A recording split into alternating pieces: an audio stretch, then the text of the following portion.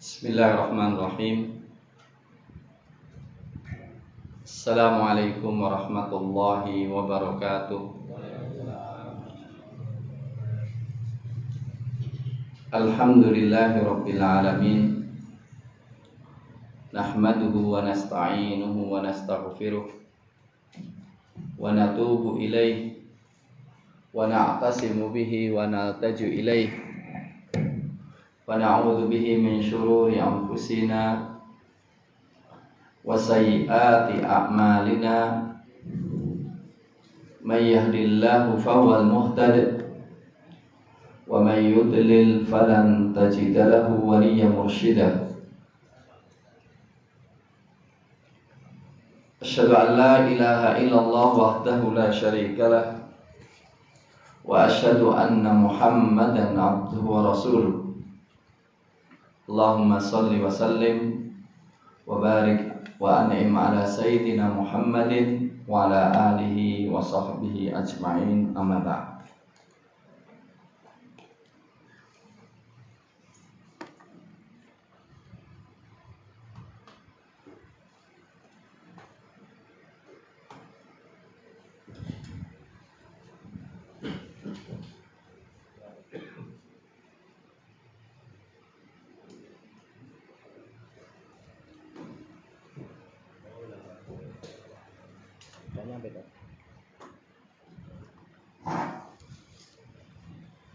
Ma'asyiral muslimin, hafizakumullah.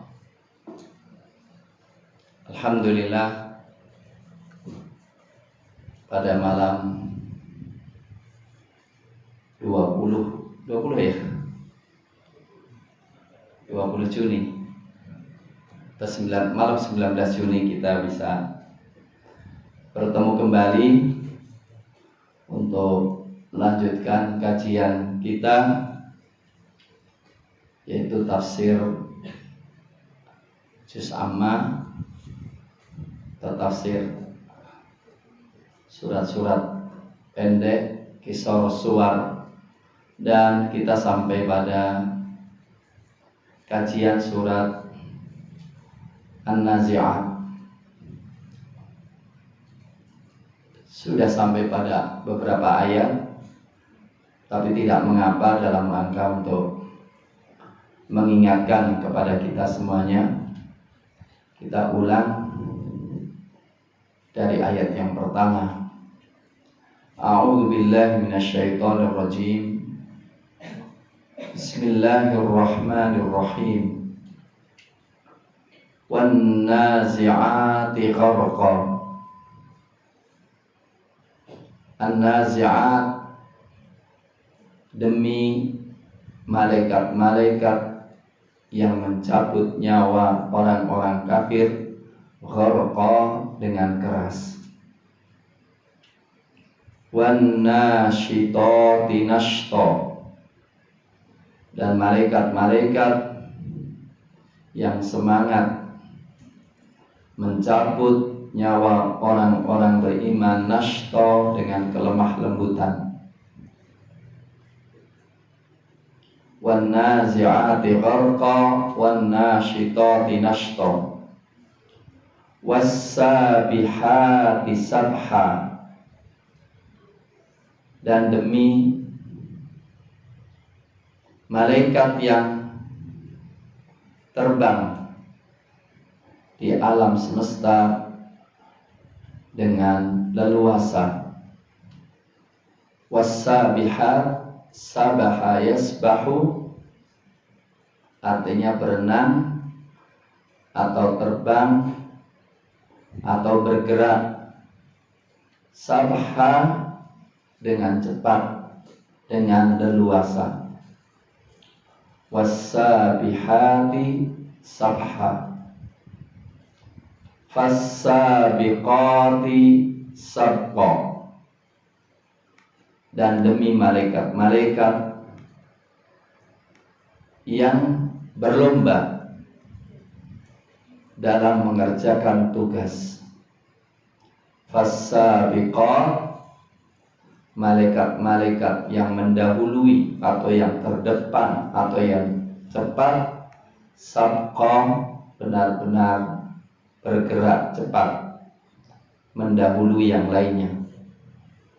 Was-sabiqati sabqa fal mudabbirati amra, dan demi malaikat-malaikat yang al-mudabbirat, yang mengatur, amra perintah. Ma'asyiral muslimin hafizakumullah, sekedar mengingatkan apa yang pernah kita sampaikan pada waktu yang lalu. Mayoritas ulama, dan saya tidak akan masuk ke dalam rincian perselisihan ulama, ayat ini mengisyaratkan tentang sumpah Allah Subhanahu wa ta'ala dengan malaikat-malaikatnya yang menjalankan perintah Allah Subhanahu wa ta'ala untuk mengatur alam semesta dan menjalankan tugas Allah Subhanahu wa ta'ala. Ada malaikat-malaikat yang ditugaskan untuk mencabut nyawa orang-orang kafir, dan mencabut nyawa orang-orang kafir dengan kerasnya, seperti dalam hadis-hadis yang lainnya yang mengisyaratkan bahwa orang-orang kafir dicabut dengan perkataan akhriju anfusakumul yaum tujzauna adzabal hun, keluarkan nyawamu hari ini, engkau dibalas dengan adab yang menghinakan. Ketika nyawa itu tidak mau, maka kemudian dicabut dengan paksa, seperti dicabutnya kapas yang melilit di duri-duri. Itulah yang dimaksudkan makna wan nazi'ati gharqa.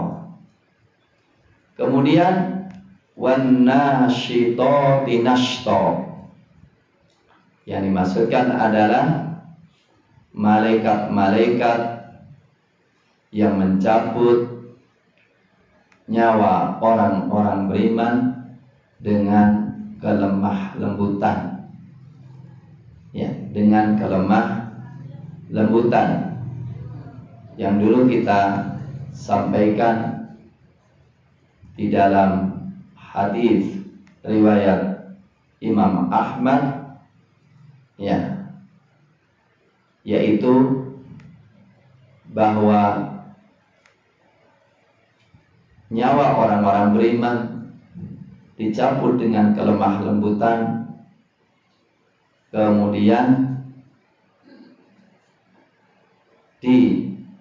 disambut dengan malaikat-malaikat dengan kain kafan dari surga, dan keluarnya nyawa seperti seseorang mencabut benang yang masuk dalam adonan tepung atau adonan roti, artinya dengan penuh kelembah lembutan. Itu yang paling dominan dalam tafsir para ulama, walaupun ada menggunakan makna linguistik, yaitu nasyitoh, artinya semangat, cepat. Maka kemudian ada yang menafsirkan, ya,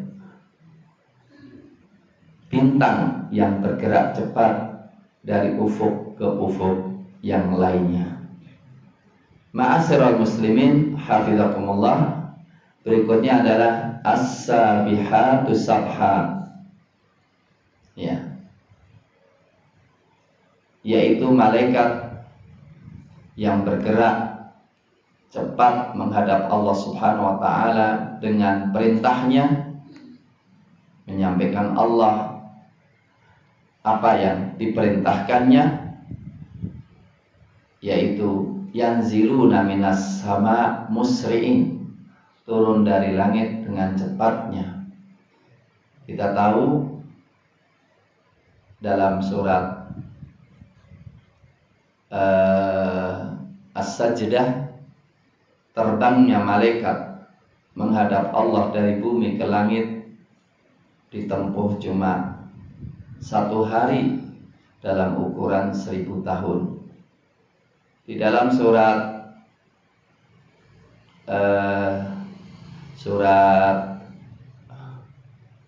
Al-Ma'arij dikatakan perginya malaikat menghadap Allah dengan kecepatan sehari 50.000 tahun, khamsina alfa sanah.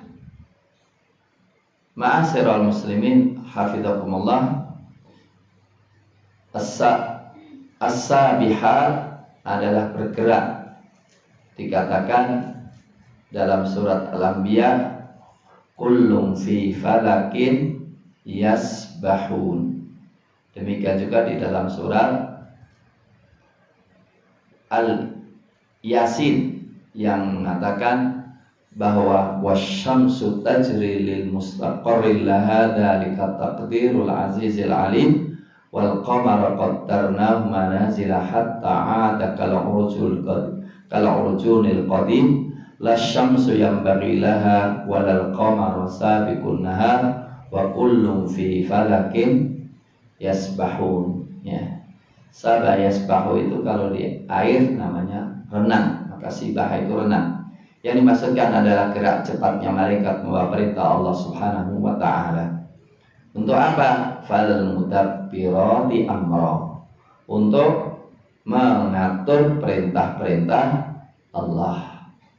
Dengan apa cara geraknya itu? Fas-sabiqati sabqa. Al-musabaqah artinya berlomba. Fas-sabiqati sabqa, malaikat yang cepat bergerak untuk memberikan kebaikan kepada hamba-hamba Allah. Dan ada yang mengatakan Mujahid, fas-sabiqati sabqa, malaikat yang mendahului, yang mengalahkan anak Adam dalam beramal soleh. Atau fas-sabiqati sabqa, malaikat yang mendahului atau yang cepat membawa ruh orang-orang beriman di surga. Maka Abdullah bin Mas'ud mengatakan, ya anfusul mu'minin tasbiqu ilal malaikatil ladzi yaqbidunaha syauqan ila liqa'illahi wa karamatihi. Ini tafsiran baru ya. Kalau Abdullah bin Mas'ud mengatakan fas-sabiqati sabqa, ya, ini tafsiran Abdullah bin Mas'ud tadi, yaitu sahabat. Jiwa-jiwa orang beriman yang cepat menemui malaikatnya yang mencabutnya karena rindu kepada surga. Nah, walaupun kurang tepat ya, karena apa? Semua orang kalau mau dicabut pasti ketakutan, pasti tidak mau, kecuali setelah Allah Subhanahu wa ta'ala memperlihatkan surganya. Itu makna dalam hadis riwayat Imam dari Ibunda Aisyah radhiyallahu taala anha, ketika Rasulullah mengatakan man ahabba liqa Allah ahabba liqa'ahu, siapa yang senang bertemu dengan Allah maka Allah pun senang bertemu dengannya. Wa man kariha liqa Allah kariha liqa'ahu, dan siapa yang membenci atau tidak suka bertemu dengan Allah, Allah pun tidak suka bertemu dengannya. Ibunda Aisyah mengatakan, ya Rasulullah, semua kita takut mati. Bagaimana? Apakah kita termasuk orang yang tidak suka ketemu dengan Allah, kemudian Allah tidak suka ketemu dengan kita? Dijawab oleh Rasulullah Sallallahu Alaihi Wasallam, ya, bahwa orang beriman ketika meninggal dunia dan merasakan beratnya kematian, Allah Subhanahu wa ta'ala memperlihatkan surganya Dari situlah kematian menjadi suatu kenikmatan bagi orang-orang beriman. Ma'asyiral muslimin hafizakumullah, sekali lagi bahwa ayat-ayat ini adalah sumpah Allah ya, dengan para malaikatnya ya. Yang terakhir kali adalah fal mudabbirati amra. Siapa al mudabbirati amra? Yaitu dikatakan oleh Ibnu Abbas, yudabbirul umura fid dunya arba'atun. Yang mengatur dunia ini 4 makhluk Allah yang Allah perintahkan: Jibril, wa Mikail, wa malakul maut, dan Israfil alaihimussalam. Adapun Jibril ditugaskan selain membawa wahyu, ditugaskan membawa angin dan tentara. Adapun Mikail ditugaskan untuk menurunkan hujan dan menumbuhkan tumbuh-tumbuhan. Adapun malakul maut kita tahu. Adapun Israfil yaitu menunggu, fahuwa yanzilu bil amri alaihim ya, selain meniup sangkakala yaitu membawa perintah Allah Subhanahu wa taala kepada mereka. Ada satu pelajaran yang penting dari ini semuanya. Allah tahu, Allah bisa, Allah mampu, dan Allah Maha berkuasa untuk mengatur semuanya tanpa dengan malaikat. Cukup dengan kata-kata kun fayakun. Kemudian kok dengan malaikat? Apa Allah butuh malaikat? Enggak. Allah tidak membutuhkan malaikat, dan malaikatlah yang membutuhkan Allah Subhanahu wa ta'ala. Tapi itu sebetulnya pelajaran bagi kita. Pelajaran bagi kita bahwa manajemen itu penting. Pembagian tugas itu penting. Jadi semuanya itu harus memiliki peran di dalam kebajikan. Jadi kita ini kalau ingin bersyukur pada Allah harus kerja. Dan harus tahu peran kita di mana. Gara-gara semua kita kerjanya masing-masing, tidak ada kerjasama, dan tidak ada perhatian terhadap tugas kita, dan tidak ada pembagian peran, maka hasilnya apa? Ya seperti sekarang ini Indonesia kayak gini. Coba, ada pemberontakan yang paling dahsyat. Sebetulnya Indonesia itu sudah ada kudeta dan pemberontakan yang paling dahsyat. Yaitu apa? Pemberontakan tentang falsafah negara. Iya, falsafah negaranya ada pemberontakan. Negara itu, rohnya itu ada di falsafah negara, dalam perundang-undangan dan dasar negara. Ketika dasarnya kuat dan semua kembali pengelola negara dengan dasar itu, dan boleh tidaknya sesuai dengan dasar negara, maka negara itu kuat. Dasar negara itu, dunia ini, Indonesia ini tidak boleh mengatur kecuali dengan cara tauhid.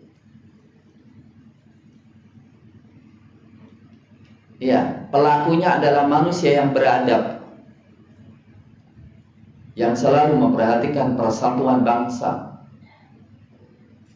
mengatur alam semesta dengan hikmah dan kebijakan untuk membawa kesejahteraan.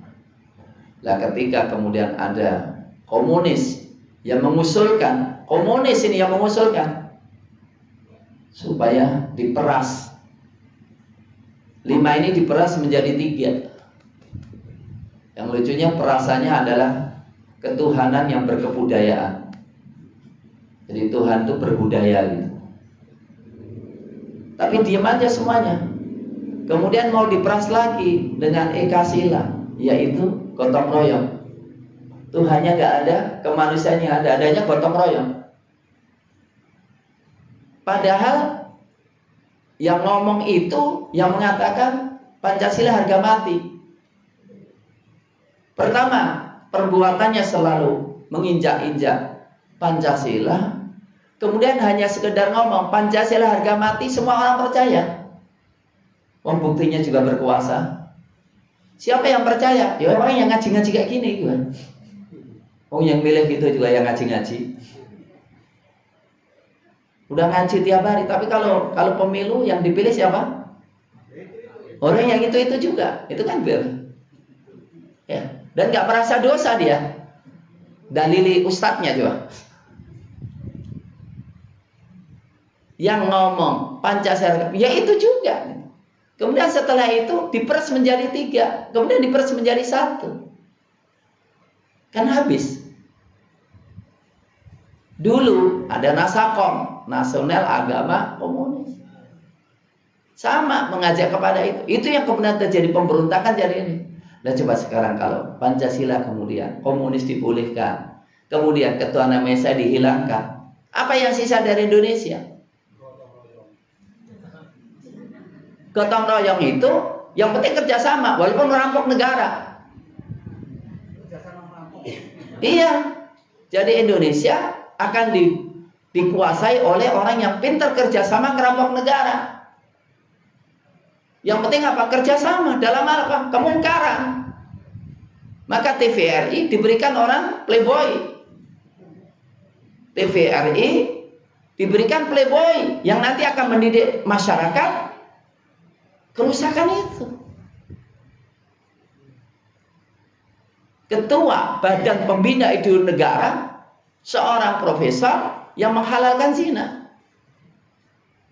Sisa apa coba? Ini semua bentuk kekufuran kita bersama. Kalau saya sih tidak nyalain iblis ya jika menyesatkan. Memang kerjanya iblis menyesatkan. Gak usah disalahkan orang kafir. Memang orang kafir sejak sononya benci pada Islam. Orang kafir itu membenci pada Islam. Komunis itu membenci Islam. Itu sononya. Tetapi mereka tidak akan berkuasa kecuali dipercaya dan dipilih. Siapa yang milih? Yang suka ngaku Islam itu, yang suka ngaku ngaji itu, tapi nggak paham-paham.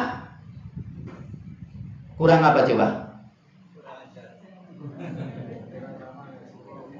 Real di lapangan kan? Kita ngaku Islam, tapi penguasanya komunis-komunis gitu. Lagi itu kemudian yang satu ngomong, "Endi, ora ono PKI endi?" Ya nono. Di wonge tak gebuke. Sementara saya selfie dengan yang PKI-nya. Yang ngomong aku bangga anak PKI. Anak PKI masuk parlemen. Gitu ya jadi bisa masih dipercaya juga, coba bayangkan. Jadi ini karena bodohnya yang milih atau yang karena pinternya yang dipilih itu? Hah? Itu bodohnya pada tingkat apa wih?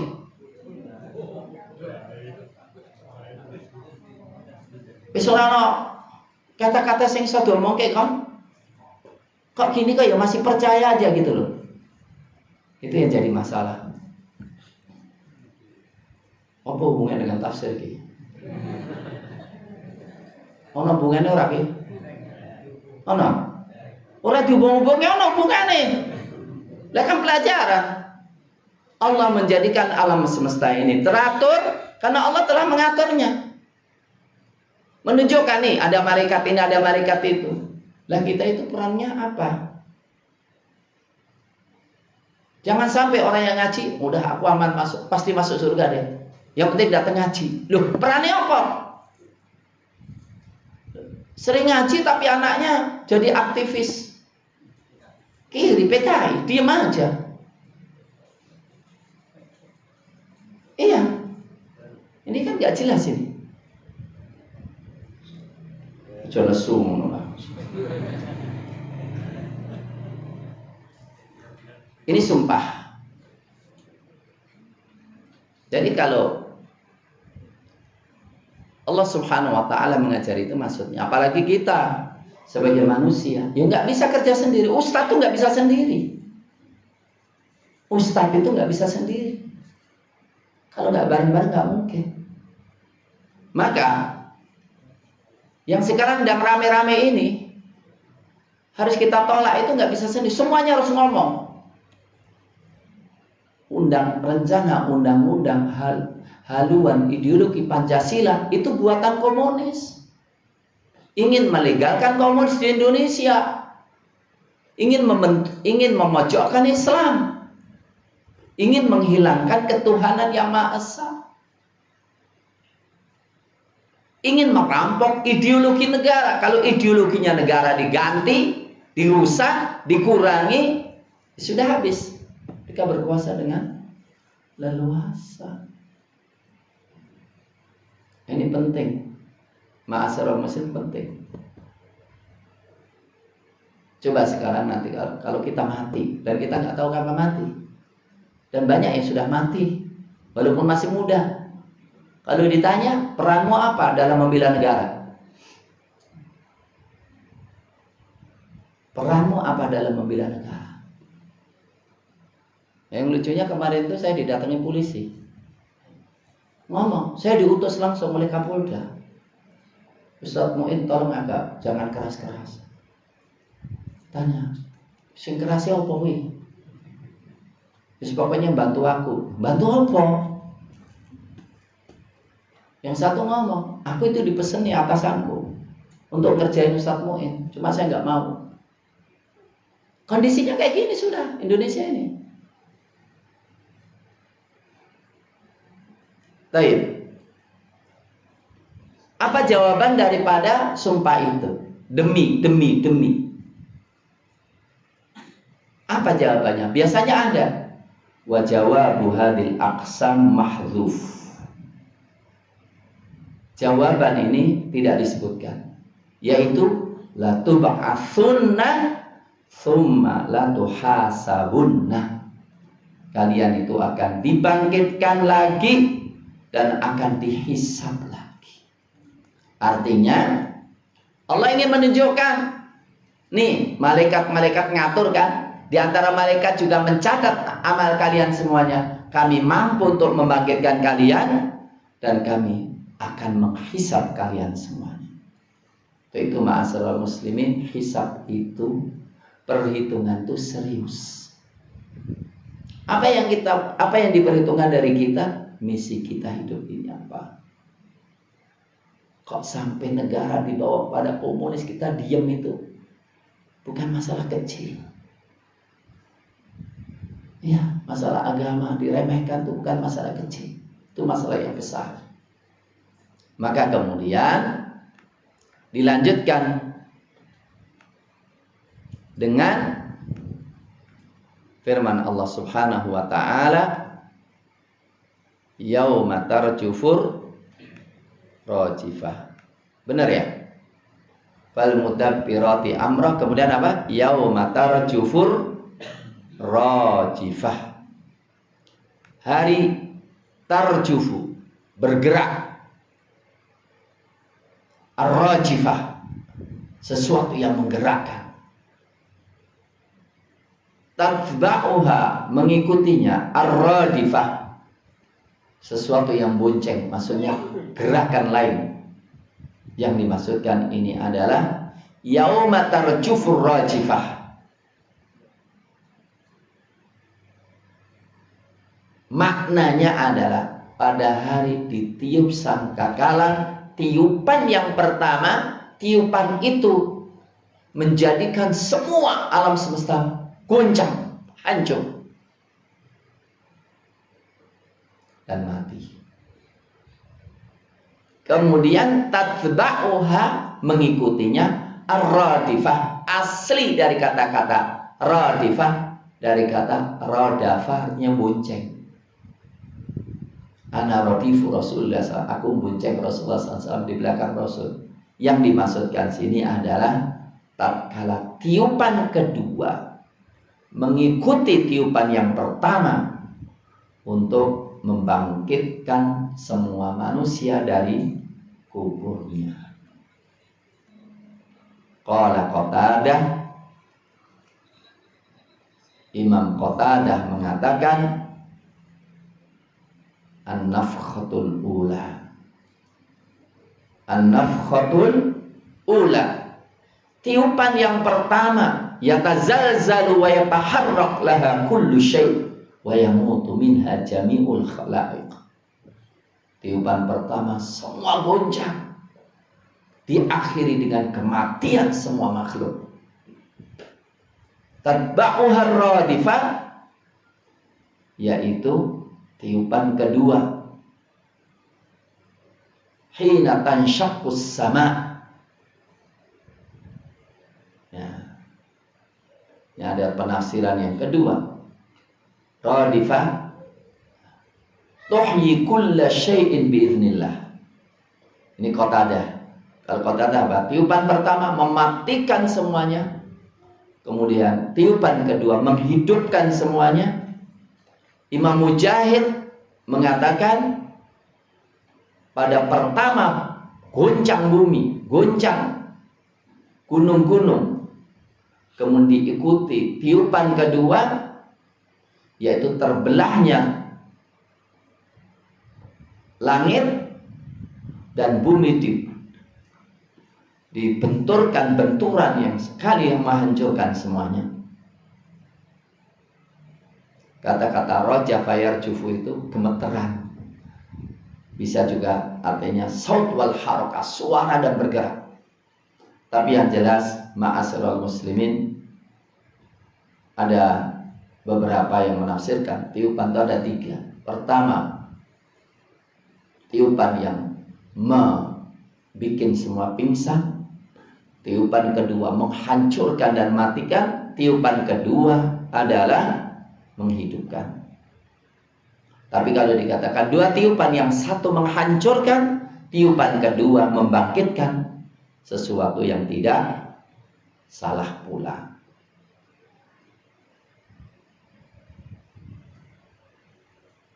An Ubay bin Ka'ab, dari Ubay bin Ka'ab berkata, kana Rasulullah sallallahu alaihi wasallam idza dhahaba rub'ul laili qam. Adalah Nabi sallallahu alaihi wasallam jika lewat 1/4 malam beliau bangun. Kelihatannya beliau tidur itu langsung ba'da isya, langsung beliau tidur. Rubu' lail itu berapa? Jadi kalau jam 7 sampai jam 4, 8 jam ya? Benar?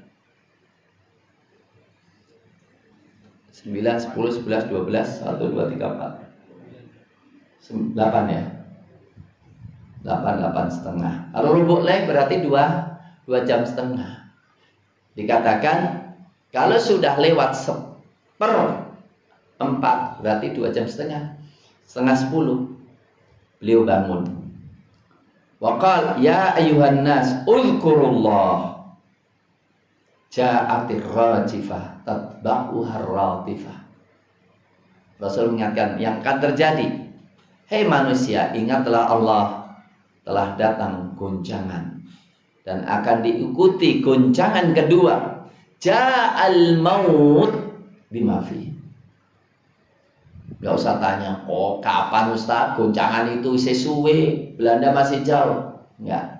Ja'al mautu bima fi. Kematian pasti datang dengan apa yang ada padanya.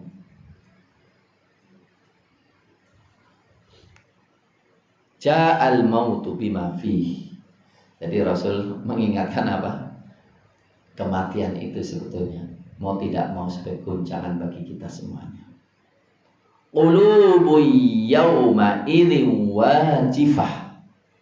Qulub, ketika terjadi kiamat itu, qulubu yawma idzin, hati pada hari itu wajifah. Wajifah itu artinya wajilah, gemeteran dengan penuh ketakutan. Bergoncang, hati itu bergoncang penuh ketakutan. Qulubu yawma idzin wajifah. Semua orang goncang ketakutan.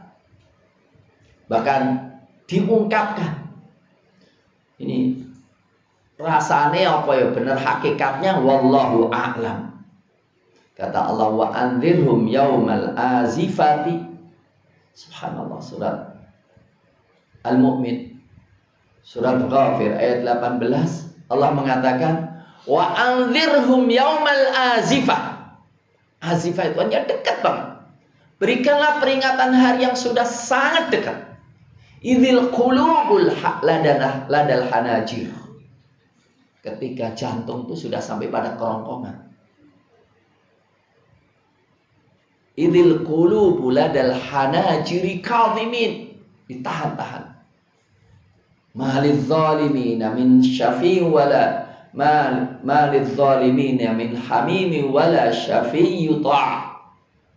Orang-orang zalim itu tidak ada teman kasih yang memberikan kasih sayang dan seorang pemberi syafaat yang ditaati.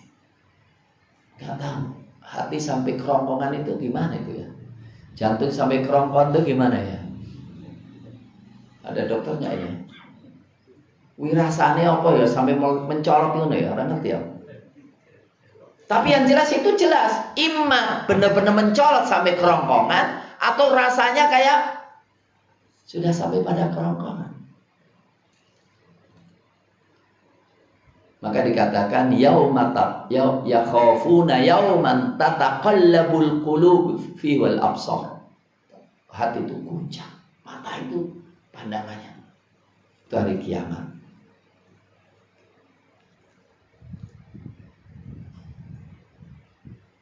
Yang cukup menarik ungkapan dalam surat Mukmin itu azifah, cepat banget. Artinya apa? Kita semua harus merasakan kiamat itu udah dekat, kematian itu udah dekat, sehingga tidak ada waktu lagi. Aku tak main-main dulu deh, aku tak menikmati. Enggak, dekat banget. Coba sekarang ya, yang meninggal kali ini kan banyak banget yang muda-muda kan, aktivis-aktivis banyak banget.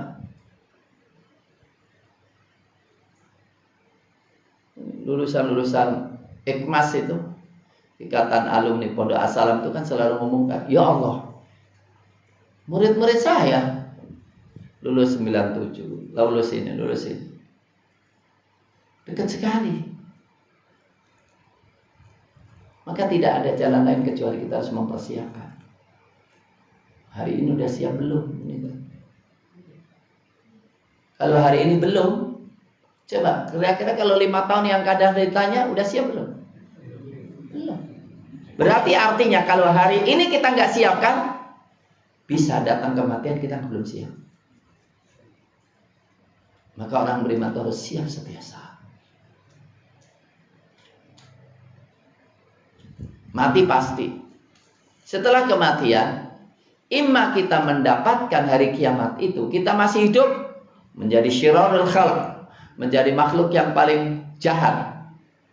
Atau kita menemui itu setelah kematian kita juga mendapatkan hari itu, kata Allah, khashi'ina minadh-dhulm. Khashi'ina minadh-dhulm. Khusyuk, penuh kehinaan. Surat Syura ayat 45. Absaruha khasyi'ah. Surat Absaruha khasyi'ah. Qulubu yawma idzi wajifah absaruha khasyi'ah. Pandangannya nunduk, khusyuk, rendah, hina. Siapa itu? Orang-orang kafir. Dalam surat Sajdah, ya, kalau dalam surat Sajdah ada watarul mujrimin, orang-orang yang durjana. Kalau di sini orang kafir, yaqulun, mereka mengatakan, a inna lamardudun, apakah kita akan dikembalikan fil hafirah,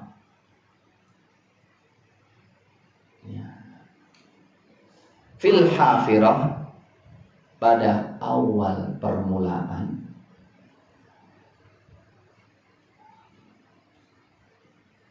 Raja'a fulan ila hafiratihi raja'a min haitsu ja'. Jadi hafirah Itu maknanya awal mula. Dan juga dia mengatakan hafiratu wajhul ardi allati tuhfaru fiha kuburu. Permukaan bumi yang digali kuburannya. Dikatakan hafirah karena permanen.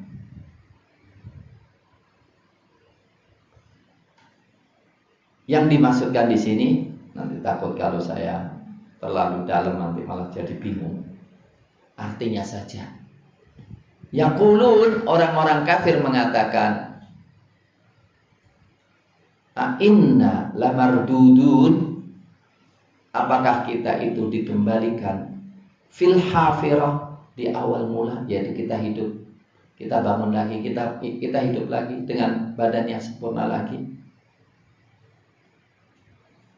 Aidza kunna idzaman nakhirah, apakah ketika kita sudah menjadi tulang belulang yang remek, yang rapuh, mengingkari kiamat? Qalu, mereka mengatakan, tilka idzan karratun khasirah. Kalau begitu, idzan, tilka itu, idzan kalau begitu, karratun khasirah, kembali yang rugi. Ini ada dua makna ya. Makna pertama, kalau kita rugi banget dong kalau kita balik setelah kematian kita, atau perbuatan itu sia-sia, rugi, nggak ada manfaatnya. Jadi apa manfaatnya kita dikembalikan lagi? Karena memang dia tidak ingin dihisab oleh Allah Subhanahu wa ta'ala. Imam Bawawi mengatakan, sambil ngeledek ini, nah kalau kita balik lagi ya rugi dong kita. Kan udah nggak punya apa-apa. Maunya adalah untuk mengingkari kiamat. Ma'asyiral muslimin, terus terang hati saya sering bertanya, lama banget ya baca ayat-ayat kayak gini, lama. Apa ono sih sing ngingkari kiamat? Apa ono sih sing ngingkari kebangkitan dari kubur? Karena hati saya nggak masuk akal orang kok bisa ngingkari itu. Kebodohan yang terlalu.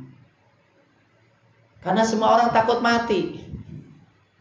Kalau mati akhir daripada perjalanan selesai, kenapa masih takut? Tapi ternyata ayat-ayat yang mengingkari kiamat, ayat-ayat yang menceritakan orang-orang yang mengingkari kiamat itu kok banyak banget ya. Maka sehingga saya selalu bertanya, aku sing ora ngerti, ora tahu lihat mereka, atau memang mereka menyembunyikan sebetulnya banyak yang mengingkari. Apa jawaban kira-kira bapak-bapak? Ada nggak sih orang yang mengingkari kiamat? Gelegere lihat nggak? Gelegere lihat nggak? Yang mana coba?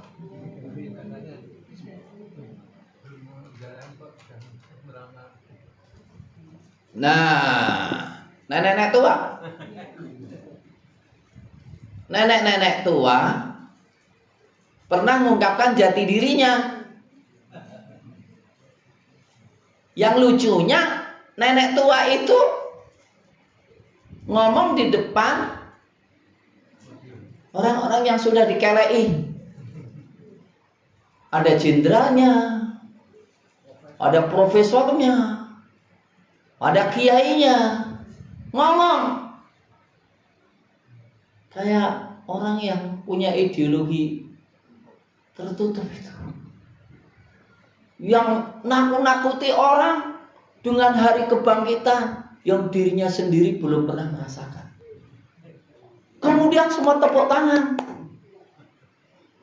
Ada nggak gitu? Maka kemudian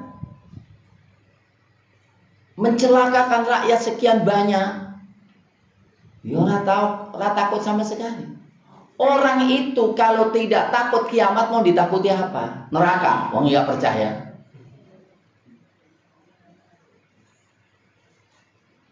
Ada loh. Komunis itu tidak percaya dengan kiamat. Komunis itu tidak percaya adanya kiamat. Dan itu yang mau dihidupkan.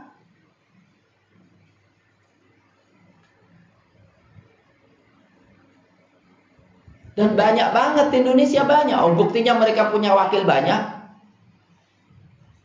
Bayangkan aja.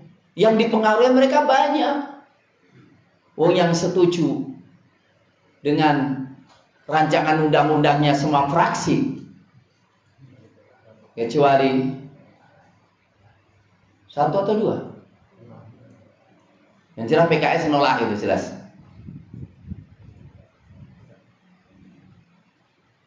Karena kita nggak melihat mereka. Tapi yang jelas orang yang memabuk-mabukan, orang yang korupsi seenaknya, orang yang menghilangkan nyawa orang. Ya. Lalu sudah nyiram. Lo kok bilang nggak sengaja itu beda.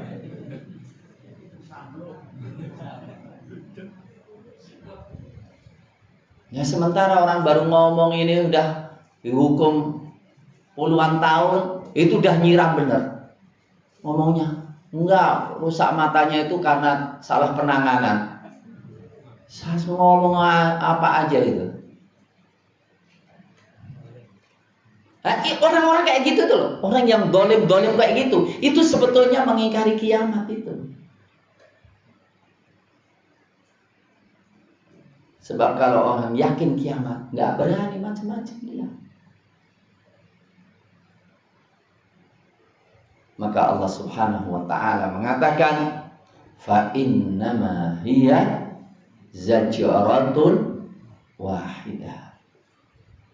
Tiada lain, kiamat itu tidak usah terlalu sulit-sulit, cukup zajratun, zajrah, sayhah wahidah, sekali tiupan. Zajrah, sayhah, teriakan wahidah sekali. Sebenarnya kalimat zajrah itu artinya teriakan larang, cemolong.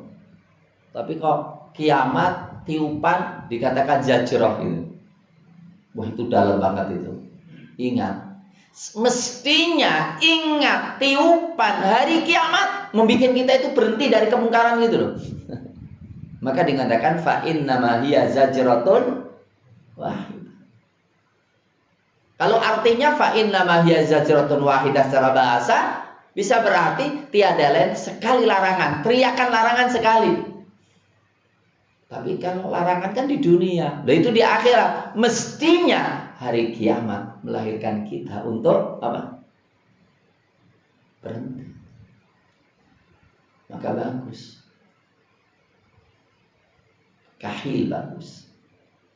Banyak orang mengatakan kiamat pun gak ada dalilnya. Itu orang terbelakang dalam macamnya bicara kiamat. Semua orang, kita semua ini, mohon maaf, ketika kita tergoda, gak percaya dengan hari kiamat, kira-kira yang ngerem apa? Bapak-bapak yang kelihatannya soleh-soleh ini ya. Ketika berdua dengan wanita yang cantik, menggoda, dia yang duluan daripada kita, merayu-rayu, dan kita tidak percaya hari kiamat, kira-kira apa yang ngerem? Apa kira-kira? Takut sama bojone toh? Bojone ora ngerti. Gak ada yang ngerem, bener gak? Josok suci loh sampean. Iya, bener gak? Saya sendiri begitu. Saya kalau gak hari kiamat, gawat, karena saya keren belas. Walaupun ceramah gini, tapi kalau maksiat yo nekat gitu. Cuma alhamdulillah ada kiamat. Itu yang keren saya. Coba kalau ada duit 1 triliun gitu, nggak ingat kiamat dan aman, kira-kira diambil nggak? Josok suci loh, kapan sampean tuh. Walaupun sampean agak baik dikit daripada saya gitu ya, tapi insya Allah ya nggak terlalu jauh amat ya. Nggak ada yang ngerem, bener. Nggak ada yang ngerem kita kecuali takut neraka. Bandingin, nikmatnya si piro toh. Neraka, ngilangin semua kebentuk kenikmatan. Itulah Allah mengatakan fa innama hiya zajratun wahidah. Fa idahum bisahirah. Tiba-tiba mereka bisahirah wajhul ardi. Saru ala wajhil ardi ba'da ma kanu fi jawfiyah. Itu sahirah itu aslinya sahirah. Kalau sahar itu artinya nggak tidur malam. Kalau nggak tidur malam itu kan melek, kelihatan. Maksudnya sahirah itu tanah yang rata yang bisa dilihat dari mana saja. Karena hari kiamat semuanya tanahnya rata, semuanya nggak ada yang tinggi yang rendah. Kayak orang nggak tidur lihat semuanya. Dan dikatakan oleh Syekh Imam Baghawi yang tadinya dari dalam semua naik ke atas semuanya. Tidak ada yang disimpan di dalam kuburan. Artinya apa? Cukup satu tiupan, semua bangkit semuanya, hidup semuanya di atas tanah. Ma'asyiral muslimin, hafizakumullah.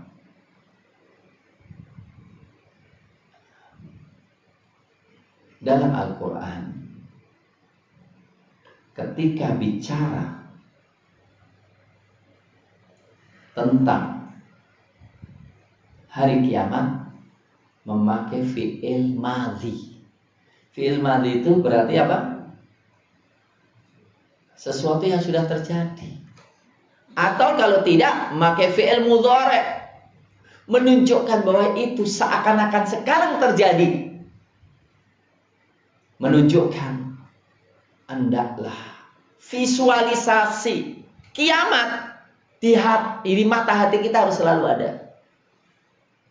Jadi visualisasi, kita harus membayangkan bahwa kiamat itu terjadi.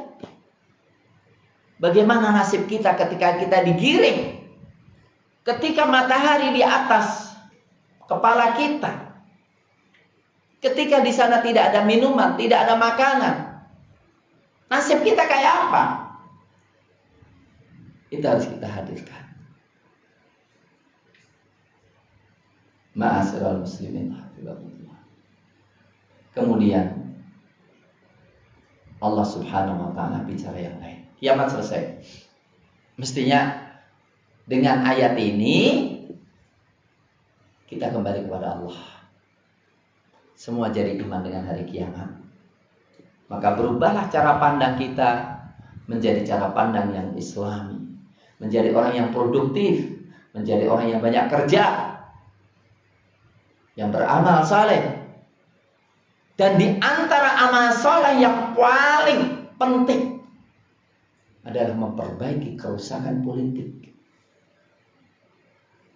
Karena kebaikan politik menyebabkan rakyat saleh semuanya. Karena rakyat itu tergantung pemimpinnya. Pemimpinnya soleh, rakyatnya soleh. Pemimpinnya rusak, rakyatnya rusak. Walaupun pemimpin munculnya juga dari rakyat. Maka ngaji itu ngaji politik supaya rakyatnya jadi soleh. Tahu milih pemimpin yang baik. Maka kemudian Allah menceritakan tentang peran Nabi yang besar, yaitu Nabi Musa alaihissalam, di dalam mendakwai Firaun yang ngaku sebagai Tuhan supaya taubat, menerima kebenaran. Hal ataka hadithu Musa? Apakah telah datang kepadamu cerita tentang Musa, kisah tentang Musa, pembicaraan tentang Musa? idnadahu rabbuhu.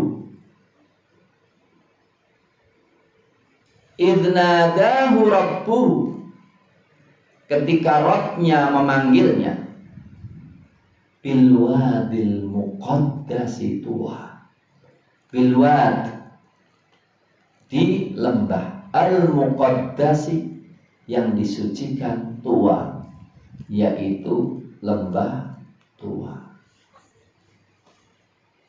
Ini menunjukkan ma'asyiral muslimin hafizakumullah, suci tidak suci kembali kepada Allah.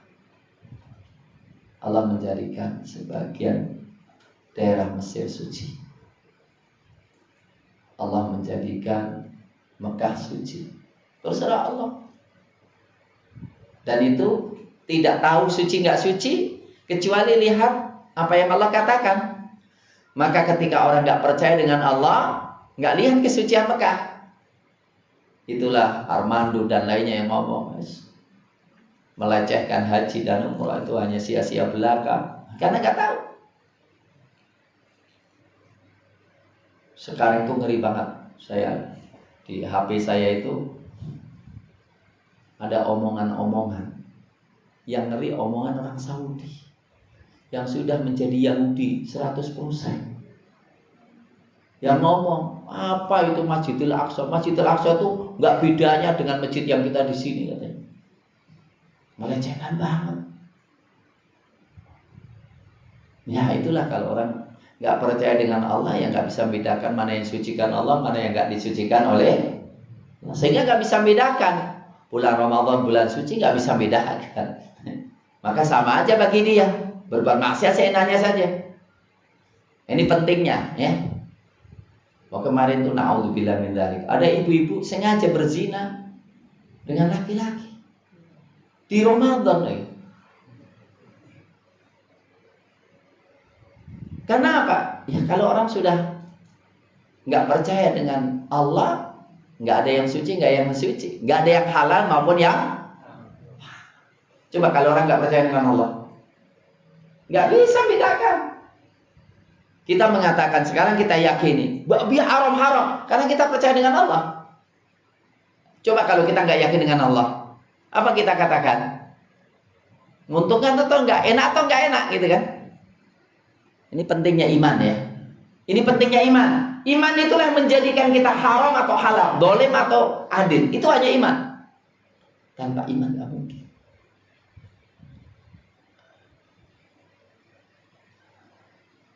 Maka di sini tempat yang suci, wadil muqaddas itu. Idhab ila Fir'aun. Pergilah ke Fir'aun wahai Musa. Innahu tagha. Sesungguhnya dia telah melampaui batas. Tagha itu kata kerjanya, kata fi'il mubalaghahnya taghut. Kan sering dengar taghut, ya. Itu taghut. Taghut itu apa? Semua yang melampaui batas dari batas yang Allah tentukan. Itu taghut. Dari manusia itu harusnya menggali hukum, tapi malah bikin hukum. Itu jadi taghut. Orang itu harusnya mengatur bumi untuk menyembah Allah, malah mengajak menyembah dirinya sendiri. Itu taghut. Seorang hakim harusnya berhukum dengan hukum Allah, malah bikin hukum sendiri, mengingkari hukum Allah. Itu taghut. Lah, Fir'aun taghut. Karena Fir'aun mengatakan ana rabbukumul a'la. Merasa sok memiliki. Ya, Alaysa apa namanya? Wa nada Fir'aun fi alaysa li mulku Misra wa hadhil anharu tajri. Bumi ini kan milikku. Yang memerdekakan kan bapakku. Padahal bapaknya bukan merdekakan. Cuma pas bertepatan dapat giliran mengumumkan merdeka gitu loh. Tapi bukan dia yang miliki, benar nggak? Bukan dia ya, dia sendiri yang memerdekakan, benar nggak? Yang memerdekakannya siapa? Allah, dengan menggerakkan seluruh rakyat Indonesia. Malah yang sebetulnya menjadi pendorong itu malah pemuda-pemuda yang nyulik itu, benar nggak? Pemuda menculiknya memaksa, ayo besok harus dimerdekakan, benar nggak? Yaitu peran bagus, tapi kemudian jangan sampai anak cucunya ngaku bumi ini semua milikku, kami yang harus berkuasa. Oh, bapakku kok yang milik. Nggak boleh begitu. Ada hubungan dengan ayat nggak sih? Apa hubungannya tadi? Yang melampaui batas sombong itu loh, gitu loh. Benar nggak? Itu inotoro itu loh. Udah deh, udah jam 9. Kan mulainya jam 9 kurang seperempat.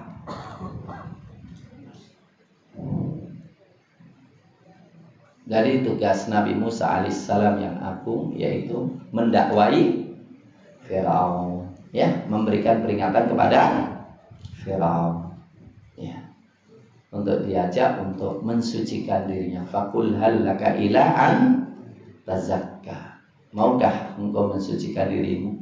Wa ahdiyaka ila rabbika fatah, aku tunjuki engkau kenal dengan Rabbmu dan kau takut. Maka ketika orang tidak mensucikan dirinya dan tidak takut kepada Allah, sulit orang itu diharapkan untuk baik. Saya kira begitu aja deh ya, supaya nggak terlalu lama, tidak terlalu malam, ya. Udah ngantuk juga kelihatannya. Aku qouli hadza wa astaghfirullah li wa lakum wa jazakumullahu khairan. Assalamualaikum warahmatullahi wabarakatuh. Waalaikumsalam. Saya mengulang khairan kepada beliau Ustaz Dr. Muhyiddin Abdullah akan menyampaikan tafsir Al-Azhar sampai ayat